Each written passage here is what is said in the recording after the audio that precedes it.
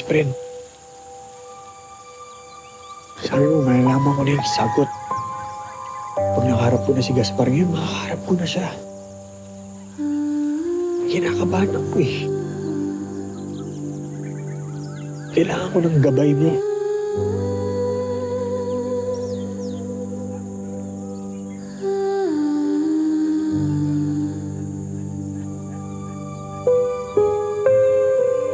Please lang.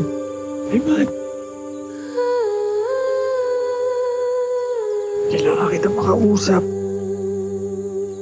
Bis na bis ko na yung asawa ko. Gusto ko lang naman presensya mo.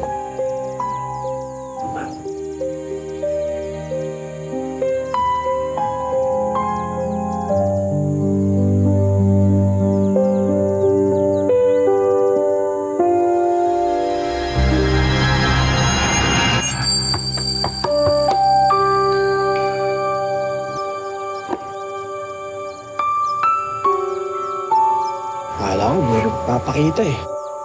Lagi ako nasa tabi mo, Kuis.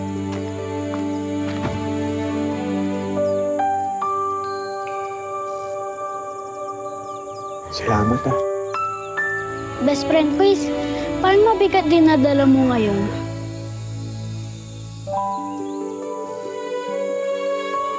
Ito kasi yung pagsugod namin sa mansyon ni Gaspar. Kinakabahan ako. Di ba, alam mo naman ilang beses ko naman pinigo ang pamilya ko kaya ako kinakabahan. Hindi ko alam kung paano ko magagawa ng tama to. Kuis, matapang ka. Pero kakambal ng tapang ang takot. Normal lang yan nararamdaman mo.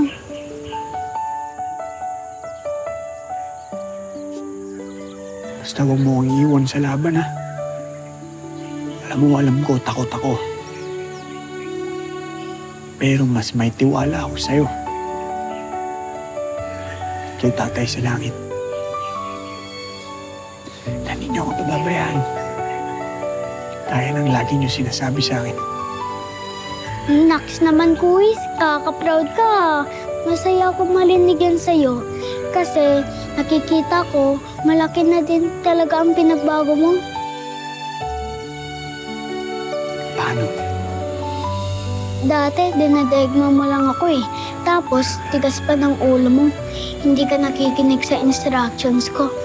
Ngayon, at least, nagko-consult ka na sa akin. Hindi mo na sinasolo yung mga problema mo.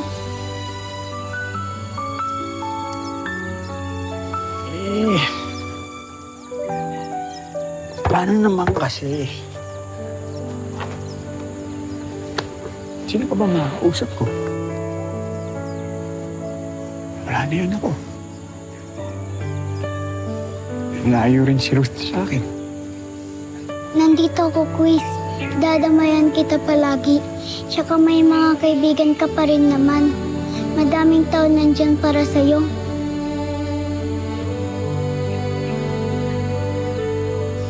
Ano yan, Mateo? Nababasa ko may gusto kang sabihin.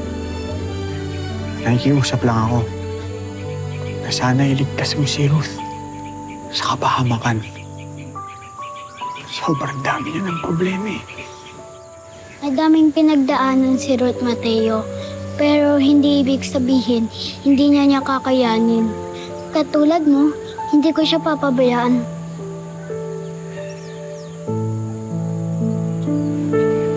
Kuis, magpahinga ka na. May trabaho ka pa bukas. Sige. Sabi mo eh.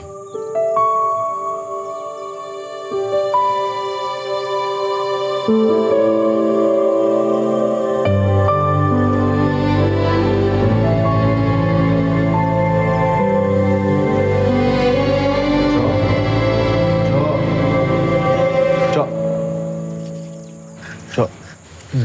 Oras na. Para kumain.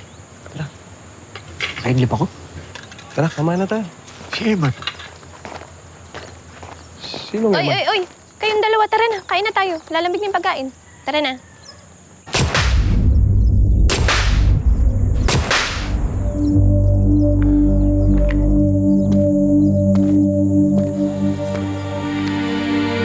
Shooter ka. Saan mo natutunan yan?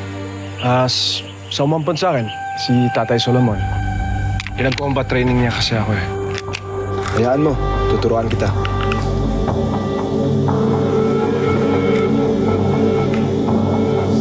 Okay, Sister Becca, this is for you. May ganyan? Blueprint ng mansyon ni Gaspar. Lahat ng sulok, kwartado. Dapat blurred yung nasa target. Yung side.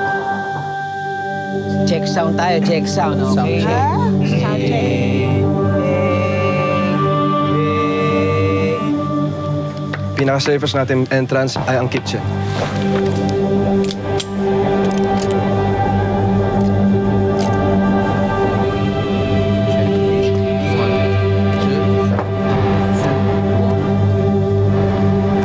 Ayan, nice yan. Hands-free. Nice. Talaga Hands-free siya. nga. Don't be nosy. Ito? Bakit ka umiiyak? Inaalala mo na naman si Chelsea, no? Hindi. May communication pa naman kami ni Chelsea. Uwi naman pala eh. Ba't ka umiiyak? Kicho naman eh. Alam mo naman kung bakit. Ayaw mo ko isama sa misyon niyo. Pepe. Alam mo namang delikado eh. Tsaka hindi ka namin pwedeng idamay dun sa gulo namin. Oo na nga. Pero dapat walang mamatay ah. Ayoko mawalan pa ng pamilya. Promise. Promise walang mangyayari sa amin.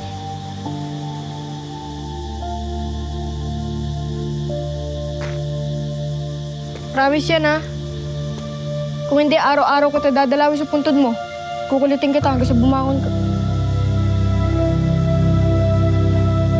Don't you cry. Don't you cry. Eh, Kicho naman nakaalam mo namang ano eh. Ano ibig sabihin nito? Ano yan? Tuwa na. Sige ah. Sige ah.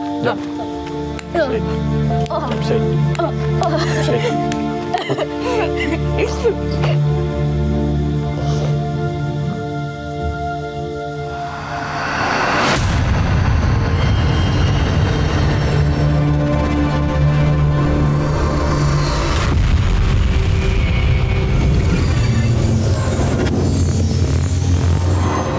Hey guys, this is Ivan Lim from Starworks, and kung bitin ka pa, click mo na agad yung next video right here. And don't forget to subscribe sa TV5 YouTube channel.